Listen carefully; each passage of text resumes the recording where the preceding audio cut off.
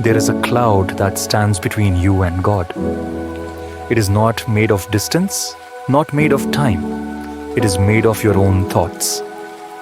Every idea you have about God, every attempt to define Him, every question, every doubt, this is the cloud. And as long as you try to understand Him with your mind, you will remain trapped in it. The Cloud of Unknowing is a book that does not teach you to understand. It teaches you to let go. Written by an unknown Christian mystic in the 14th century, it is not about theology or philosophy. It is about an experience of God beyond words, beyond thoughts, beyond even the desire to understand. The author tells us that the mind is too small to grasp the infinite. If you try to know God through logic, you will only find confusion. But if you dare to surrender, to step into the unknown, to let go of everything you think you are, then something beyond the mind begins to unfold. He describes this great cloud, a veil that separates us from God. This cloud is not made of distance, but of our own thoughts, our own desires, our own need for control. And he gives a radical solution.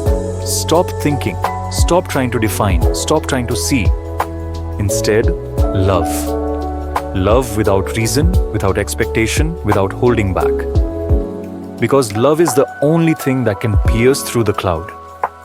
He teaches a form of silent prayer, where instead of speaking or asking, you simply rest in God's presence. You do not try to reach Him with the mind. You allow yourself to be pulled into Him with the heart. Even when doubts arise, even when the mind resists, even when everything feels like darkness, stay in that unknowing. Because in that unknowing, something greater is happening.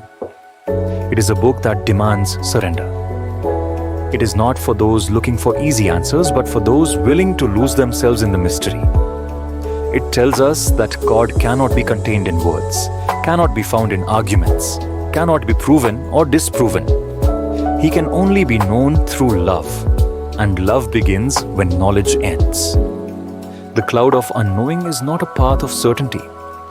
It is a path of trust, a leap into the unknown, a letting go of everything false so that what is real may finally emerge.